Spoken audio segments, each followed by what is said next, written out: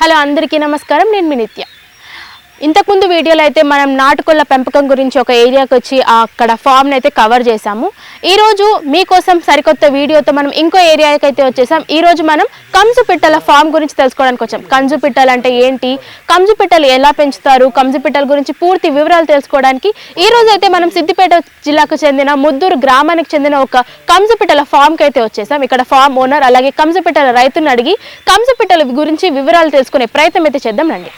Hello, ఇప్పుడైతే మనం చూసినట్టయితే కంజు పిట్టల ఫామ్లోకి అయితే మనం వచ్చేసాం. కంజు పిట్టల రైతు ఇక్కడే ఉన్నారు. సో సార్, మీరు ఎలా ఉన్నారు? బాగున్నా. నా పేరు కృష్ణారెడ్డి, బద్దిపడే కృష్ణారెడ్డి. నేను ఈ కాయిల్ ఫామ్ 2018 నుంచి రన్ చేస్తున్నాను మేడం. Okay sir. సో మీకు ఎలా వచ్చింది సార్ ఈ ఐడియా, కంజు పిట్టల ఫామ్ స్టార్ట్ చేయాలనే ఐడియా ఎలా వచ్చింది మీకు? అయితే అప్పుడు నేను 2018లో ఫార్మింగ్ వైపు వద్దామనే ఒక ఆలోచనతో, ఇక్కడ నాది ఒక 15 ఎకరాల భూమి ఉంటుంది, తోట. అప్పుడు నేను చూసింది ఏంటంటే ఈ 19లో కరోనా అది ఇది ఉంది కదా, ఆ టైంలో చూసినాను, బాగా చూసిన. జనరల్గా వాస్తవానికి బాయిలర్తోని చాలా రోగాలు తప్పితే ఏమీ లేవు. ఈ ఫార్మింగ్ నేను తమిళనాడులో, కేరళలో చూసిన. ఇది కంజు పిట్టలు, నాటుకోళ్ళు, మరియు గిన్నీ ఫాల్, టర్కీ, మిగతా కడక్నాథ్, గోట్ ఫామ్, ఇవన్నీ అక్కడ బయట చూసి మల్టీపర్పస్ ఇక్కడ దాదాపు గొర్రెలు ఒక 1200 జాదిన, మిగతా కోళ్ళు ఏవి అయినా 10,000 15,000 వేసే వరకు కొంచెం మనకు మార్కెటింగ్లో ప్రాబ్లం వచ్చి అవన్నీ కొంచెం లాస్ జరిగింది. తర్వాత ఇవన్నిట్లలో బెటర్ థింగ్ ఏదైనా ఉందంటే నాకు ఈ కంజు పిట్ట అనిపించింది. దాంతో దీన్ని ఎంచుకోవడం జరిగింది. ఎంచుకొని కూడా మార్కెటింగ్ వైపు పోవాలి. ఏదైనా ఈ కంజు పిట్ట అనేది మన దగ్గర మార్కెటింగ్ తక్కువ, ఎక్కువ ఢిల్లీ, మహారాష్ట్ర, మళ్ళీ పోతే హర్యానా, పంజాబ్, మళ్ళా పోతే ఇక్కడ కర్నూలు, కడప, ఇటు నెల్లూరు, మళ్ళీ పోతే ఇక్కడ విజయవాడ, హైదరాబాద్, ఇవన్నిట్లలో చూసి కొంచెం మార్కెటింగ్ పర్సన్స్ని అందరినీ కలిసి దీన్ని స్టార్ట్ చేయడం జరిగింది. ఫస్ట్ నేను 2000తో స్టార్ట్ చేసిన మేడం. ఓకే, 2000 పిల్లలతో స్టార్ట్ చేశారు. 2000 పిల్లలతో స్టార్ట్ చేసి అప్పటి నుంచి క్రమేణా పెంచుకుంటూ వచ్చాను. తర్వాత నేను కొంచెం పొలిటీషియన్ మ్యాన్. నేనేంటంటే ఎంపీపీగా ఇక్కడ మద్దూరు మండలంలో ఎంపీపీగా చేసిన, కొమరవెల్లి దేవస్థానం చైర్మన్గా చేసిన. ఆ టైంలో కొద్దిగా నాకు బిజీ ఉండి ఒక 1 ఇయర్ ఆపేసి మళ్ళీ కంటిన్యూ పెంచడం జరిగింది. స్టార్ట్ చేసిన షెడ్లు కూడా నాకు ఇక్కడ దగ్గర 22-23 షెడ్లు ఉంటాయి. దీన్ని పెద్ద ఎత్తున ఒకటే ప్రోడక్ట్ చేద్దామని ఆలోచనతోని ఓన్లీ కంజు ఎంచుకొని భిన్నంగా, వాస్తవానికి 2 తెలుగు రాష్ట్రాల్లో అతిపెద్ద ఫామ్ ఏదైనా ఉందంటే ఇదే. ఇప్పుడు మంత్లీ వచ్చేసి 60,000 నుంచి 70,000 కటింగ్ బర్డ్స్ అమ్ముతున్నా. మిగతా ఒక 20-25,000 రైతులు మా దగ్గర నుంచి, చిన్నపిల్లలు, యాచరీ ఇక్కడే ఉంది మా దగ్గర, ఇక్కడ తీసుకుపోతారు. గుడ్లు కూడా మేము ఇక్కడనే ఉత్పత్తి చేసుకుంటూ, ఇక్కడనే మదర్ బ్రీడ్ తీసి ఇక్కడనే గుడ్లు ఉత్పత్తి చేసుకుంటూ, ఈ గుడ్లతో పిల్లల ద్వారా తీసి ఇక్కడనే మేము కొంత రైతులకు పిల్లలు అమ్ముతున్నాం. మరియు ఈ పెద్ద కటింగ్ కూడా జనరల్గా దాదాపుగా ఇప్పుడు ఇక్కడనే మా దగ్గరనే కట్ అవుతుంటాయి. ఇక్కడనే మా లేబర్ ఉన్నారు. లేబరు ఒక జోడీ వచ్చేసి డైలీ దాదాపు ఒక జోడీ వచ్చి 800 బర్డ్స్ 700 బర్డ్స్ ఒక జోడీ కట్ చేస్తుంది. కట్ చేసి ఇవన్నీ మేము ఫ్రీజింగ్ చేసి ప్యాక్ చేసేసి థర్మోకోల్ బాక్స్లో మిగతా రాష్ట్రాలకు ఎక్స్పోర్ట్ చేస్తున్నాం. మీరు చెప్పారు కదా ఫస్ట్ 2000 పిల్లలతో స్టార్ట్ చేశారని. ఫస్ట్ ఆ బ్రీడ్ ఎక్కడి నుంచి తెచ్చారు మీరు? బ్రీడ్ మేము నామకల్, కరీంనగర్, మన తమిళనాడు నుంచి తీసుకొచ్చాం. తమిళనాడు నుంచి ఒక 5,000 పెద్దవి తెచ్చుకొని అలా సెలెక్షన్ బర్డ్స్ ఒక 2,000 తయారు చేసుకొని అలాగనే ఎగ్ ప్రొడక్షన్ చేసుకుంటే ఇక్కడే యాచరీ పెట్టినాం. సో మీరు ఎప్పుడైతే 2000 పిల్లలు తెచ్చినప్పుడు అప్పటి నుంచే మీరు మదర్ బ్రీడింగ్ అనేది కూడా ఇక్కడ నుంచే స్టార్ట్ చేసినాం. ఎందుకు అంటే బ్రీడ్ ఇక్కడ మన దగ్గర మంచి బ్రీడ్ లేదు. ఏదున్నా బ్రీడ్ విషయానికి వస్తే తమిళనాడును, కేరళను మించింది లేదు. బ్రీడ్ అక్కడ బాగుంటుంది. అక్కడి నుంచే తీసుకొచ్చి మనం ఇక్కడ స్టార్ట్ చేయడం జరిగింది. ఇప్పుడు షెడ్ ఎంత ఏరియాలో ఉంది సార్? ఒక్కొక్క షెడ్ 120 ఫీట్ పొడుగు, 120 ఫీట్ పొడవులో 30 వెడల్పు.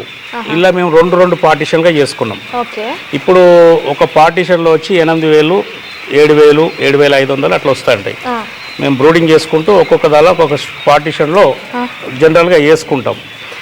ఇది క్రమేణా ఎవ్రీ 4 డేస్కి ఒక సైక్లింగ్, 4 డేస్కి ఒకసారి మా దగ్గర పిల్లలు వస్తాయి. ఆ 4 డేస్ మనం బ్రూడింగ్ చేసుకుంటాం, ఇందులోకి షిఫ్ట్ చేసుకుంటాం. ఎందుకు ఆ కాన్సెప్ట్ పెట్టుకున్నామంటే ఎప్పటికీ మా దగ్గర 365 డేస్ మా దగ్గర బర్డ్స్ దొరుకుతాయి.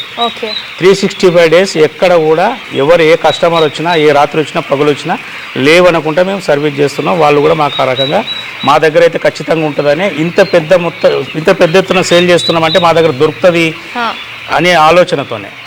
మిగతా ఇప్పుడు వాళ్ళు ఎవరు ఏజెంట్లు కానీ, మిగతా ఎవరైనా డాబాలు కానీ, హోటల్స్ కానీ, స్టార్ హోటల్స్ కానీ హైదరాబాద్, మిగతా అందరూ ఇక్కడి నుంచి వచ్చి తీసుకుపోతారు మా దగ్గర నుంచి. సార్ ఇప్పుడు పిల్లలు తెచ్చా అన్నారు కదా, మీరు ఏ వయసులో ఉన్నప్పుడు ఈ పిల్లలు తీసుకొచ్చారు బ్రీడింగ్ అనేది మేమైతే బ్రీడింగ్కు అప్పుడు తెచ్చింది 1 మంత్ తెచ్చిన 1 మంత్ తెచ్చి అల్లకేని సెలెక్షన్ చేసుకొని మిగతా కటింగ్ అమ్ముకున్నా.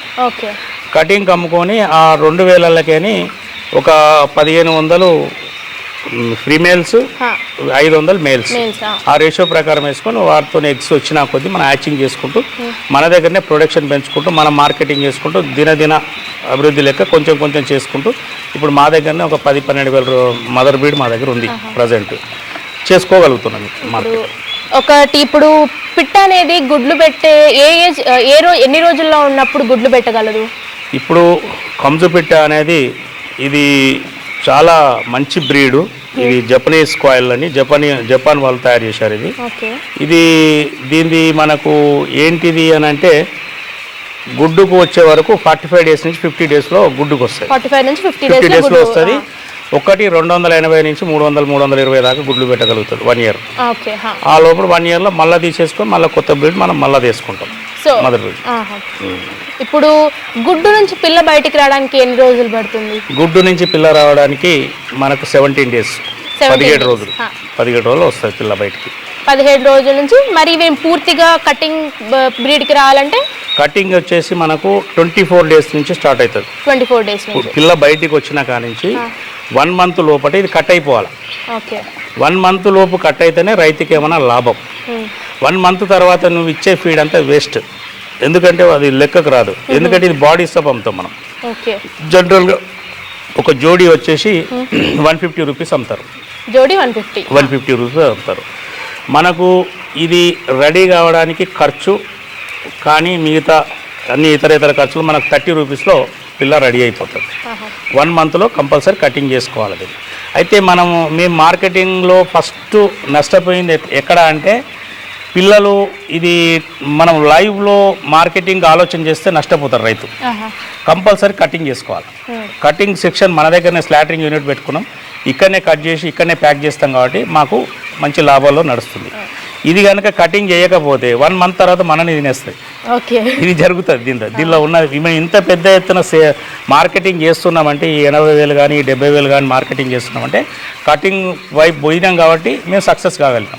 లైవ్లో అయితే నీకేమవుతుంది, మనకు మార్కెట్లో మనం సరైన టైంలో అమ్ముకోకపోతే అవి ఫీడ్ అనేది కన్జంప్షన్ ఎక్కువ తీసుకొని మనకు లాస్ వస్తుంది. సార్ ఇదేంటి సార్? ఇది బ్రూడింగ్ సిస్టమ్ అంటారు. జనరల్గా ఇక్కడ మన 2 తెలుగు రాష్ట్రాల్లో సిస్టమ్ ఏంటంటే కింద చేస్తారు రింగ్స్ వేసి, పౌల్ట్రీ ఎట్లా పెంచుతారో ఆ సిస్టమ్ రింగ్స్ వేసి పెంచుతారు. మనం పెద్ద మొత్తంలో లార్జ్ స్కేల్లో పెంచుతున్నాం కాబట్టి లేబర్ మీద డిపెండ్ అయి ఉంటాం కాబట్టి మనకు అట్లా ఏమైందంటే రాత్రి లేబర్ పడుకుంటే అవి చనిపోతాయి. ఇది ఈ సిస్టమ్ బాక్సెస్ సిస్టమ్. ఇది మేము కేరళలో చూసి వచ్చిన. కేరళలో చూసి ఆ సిస్టాన్ని ఫాలో అయితే ఇలా మనకు చనిపోవడం అనేది చాలా తక్కువ. ఇందులోకి అందులోకి షిఫ్ట్ చేసేలోపు ఒక 2% కంటే మనకు ఎక్కువ. ఇది మనకి ఇప్పుడు ఇందులో 9,000 బర్డ్స్ ఉన్నాయి ఇలా ఈ సెక్షన్లో టోటల్. ఒక్కొక్క దళ 350 నుంచి 450 దాకా కూడా మనం మెయింటైన్ చేసుకోగలుగుతాం. ఇందులో మనకు 8 డేస్ ఉంటుంది. ఇలా మెయిన్ టాస్క్ బ్రూడింగ్. అంటే ఇది పెంచే వాళ్ళకి అర్థమవుతుంది. బ్రూడింగ్ అనేది చాలా ముఖ్యమైన అంశం. ఆ బ్రూడింగ్లో ఏ మాత్రం ఇబ్బందులు వచ్చినా మనకు లాసే. ఎందుకంటే మోటాలిటీ. ఇప్పుడు రింగ్ బ్రూడింగ్ అనేది కింద చేస్తారు. మీకంటే ఐడియా లేకపోవచ్చు, కోళ్ళు పెంచే వాళ్ళకి ఐడియా ఉంటుంది. ఆ కింద రింగ్ బ్రూడింగ్లో ఇవి దాదాపుగా చనిపోయే అవకాశాలు ఎక్కువ. ఎందుకంటే కోడి పిల్ల కంటే చాలా చిన్న సైజు ఉంటుంది కాబట్టి ఇది మనకు 10 గ్రామే ఉంటుంది పిల్ల. మనకు వచ్చేసి ఇది 10 గ్రాముల కంటే ఎక్కువ ఉండదు పిల్ల. ఇది మనకేమవుతుంది అని అంటే చలికి ఇప్పుడు మామూలుగా మీకు ఐడియా లేకపోవచ్చు, కోడి తల్లి కింద పెట్టుకొని గరం ఇస్తుంది, హీట్ ఇస్తుంది. దానికి బదులు ఇది మనం ఇటు టెంపరీ మన ఏది ఆర్టిఫిషియల్గా మనం ఇవ్వగలుగుతున్నాం. ఓకే, మామూలుగా కోడికి అయితే కొండలు చిన్నగా ఉన్నప్పుడు వాళ్ళ అమ్మ దగ్గర ఎక్కువ ఉంటాయి. సో ఇక్కడ ఫెసిలిటీ ఉండదు కాబట్టి ఇది హీట్నెస్ ప్రొవైడ్ చేస్తాం అన్నట్టు. అంతే, ఇది ఈ సిస్టమ్ తోనే నేను సక్సెస్ కాగలిగిన. మెయిన్ టార్ స్క్రీన్ లో బ్రూడింగ్ అనేది మెయిన్ ముఖ్యం, తర్వాత మార్కెటింగ్. బ్రూడింగ్ ఎన్ని రోజులు ఉంటుంది? ఇలా 8 days ఉంటాయి. 8 days ఇందులో ఉంటాయి. తర్వాత షెడ్ షిఫ్ట్ అయిపోతుంది. ఇక్కడికి రాకముందు అవి డే ఓల్డ్, అది యాక్చువల్లీ నుంచి ఇలాకి వస్తుంది డైరెక్ట్. ఓకే, పిల్ల గుడ్డు నుంచి పొదిగిన వెంటనే ఇక్కడికి షిఫ్ట్ అవుతుంది. గుడ్డు నుంచి పిల్ల రాగానే బయటికి ఇందులోకి షిఫ్ట్ చేస్తాం. 8 days ఇక్కడ ఉండి మరి షెడ్కి వెళ్ళిపోతుంది. షెడ్ లో ఒక 22 days 30 days క్లోజ్ అయిపోతుంది. సో ఇక్కడ హీట్ మేనేజ్మెంట్ చేస్తుంది. రైట్ హీట్ మేనేజ్మెంట్ చేస్తాం కాబట్టి ఇప్పుడు మనం ఉంటేనే ఎంత హీట్ అవుతుంది. హీట్ తోనే పిల్ల దీనికి ఎందుకంటే హీట్ కావాలి పక్షికి చిన్నప్పుడు, కాబట్టి దీనికి హీట్ ఎంత ఉంటే అంత మంచి గ్రోత్ వస్తాయి, ఫుడ్ కూడా అంత బాగా తీసుకుంటాయి. ఈ సిస్టంలో మనకి ఏంటంటే నీళ్లు దానా చేసుకున్నారంటే లాక్ చేసుకుని వెళ్ళిపోతాడు వర్కర్, నైట్ రావాల్సిన పని లేదు. ఆ రింగ్ బ్రూడింగ్ సిస్టానికి కిందికి ఎప్పటికొచ్చి చూసుకోవాలి, అక్కడే పడుకోవాలి. దీనికి ఆ సిస్టమ్ ఈ సిస్టమ్ చేసినాం కాబట్టి ఈ సిస్టానికి నేను చాలా కష్టపడ్డా. ఫస్ట్ స్టార్టింగ్లో నేను పెట్టినప్పుడు 2018 ఆ టైంలో పిల్లలు ఎన్ని వస్తాయని చనిపోడు పెట్టినా, నాకు 20% కూడా నాకు రాలే. ఎందుకంటే ఈ సిస్టమ్ లేదు.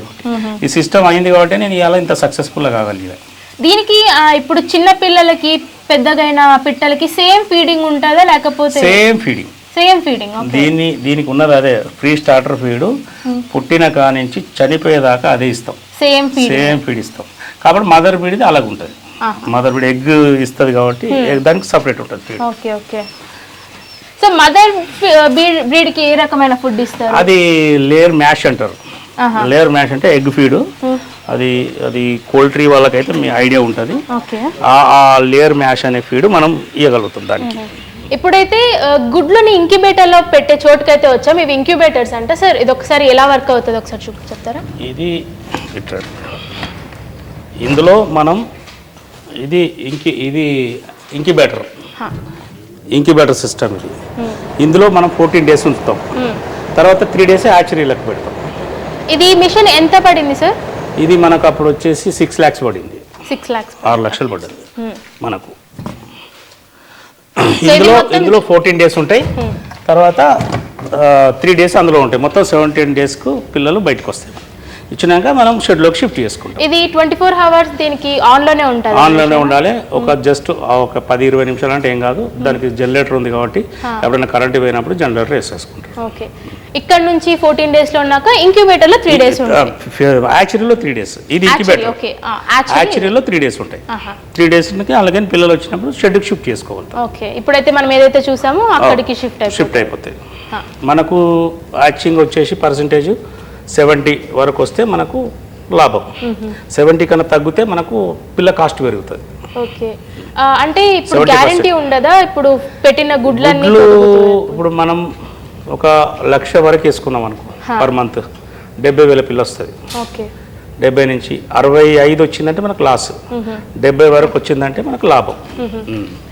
మొత్తం అన్ని గుడ్లు రావు, కంపల్సరీ పర్సంటేజ్ ప్రకారం. ఇప్పుడు 10 గుడ్లకు 3 లెక్క పోతుంది మైనస్, అట్లా ఆ సిస్టమ్ ఉంటుంది. సో ఇప్పుడు పిల్లలు పుట్టినా కూడా అవి పెరిగే లోపల అంటే 1,00,000 పిల్లలు ఉంటే అవి కొంచెం 24 days వచ్చేంత వరకు ఎన్ని పిల్లలు చనిపోయే ఛాన్స్? 3% 4% మొటాలిటీ. అంటే మనకు 1,00,000కు వచ్చేసి ఒక 4,000 5,000 6,000 7,000 అట్లా పోతుంది. ఎందుకంటే పెరుగుతుంటే కూడా క్రమేణా ఒకటి వీక్ ఉన్న పిల్ల అట్లా ఇట్లా చనిపోతుంటాయి, కామన్ అది. దాన్ని మనం పర్సంటేజ్ కింద తీసేసుకుని అవన్నీ పోగానే మనకు 30 రూపీస్లో రెడీ అయిపోతుంది ఒక పిల్ల కటింగ్ దశకు వచ్చే వరకు. సార్ ఇప్పుడు మీకు మరి కాంటాక్ట్ అవ్వాలన్నా లేకపోతే మీ దగ్గరకు వచ్చి పిల్లలు కొనాలన్నా ఎక్కడికి రావాలి, ఎలా మిమ్మల్ని కాంటాక్ట్ అవ్వాలి? మేమైతే మా ఫోన్ నెంబర్ ఇచ్చాం, దాదాపు అందరికి కూడా ఐడియా ఉంది, రైతులకు ఛానల్స్ వాళ్ళకు కూడా ఇచ్చినాం. ఆ ఫోన్ నెంబర్ కాంటాక్ట్ అయ్యి వస్తున్నారు, బుక్ చేసుకుంటున్నారు. పిల్లలు ఏంటంటే మనకు యాచింగ్ డేట్స్ ఉంటాయి కాబట్టి వాళ్ళు ఫోన్ చేసి ఒక 50% అమౌంట్ వేస్తారు, మిగతాది ఇక్కడికి వచ్చే తీసుకుపోవాలి. మేము ఏంటంటే మిగతా వాళ్ళు కొందరు మేము సప్లై ఇస్తాము అని చెప్పి వాళ్ళని మోసాలు చేసిన దాఖలాలు కూడా చాలా ఉన్నాయి రైతులను పాపం. ఎందుకంటే రైతు శ్రమజీవి ఆశాజీవి కాబట్టి వాళ్ళకు మనం అలాంటి మోసాలు చేస్తే కరెక్ట్ కాదని ఏదున్నా ఇక్కడికి వచ్చి మా ఫామ్ దగ్గరకు వచ్చి చూస్తే వాళ్ళకు కూడా ఒక కాన్ఫిడెన్స్ లెవెల్, ఇక్కడికి వస్తే వాళ్ళకి నమ్మకం ఏర్పడుతుంది. ఖచ్చితంగా మేము సప్లై సిస్టమ్ పెట్టుకోలే, మా దగ్గరికి వచ్చి తీసుకుపోయే వాళ్ళకి పిల్లలు ఇస్తాం. 50% ఏం చేస్తామంటే ఎవ్రీ 4 డేస్కి ఒకసారి హ్యాచింగ్ ఉంటుంది. మేము బయట కొన్ని అమ్ముకుంటాం, మిగతా మా దాన్ని వేసుకుంటాం. మిగతా మేము 8 నుంచి 10,000 దాకా మా దగ్గర వేసుకుంటాం.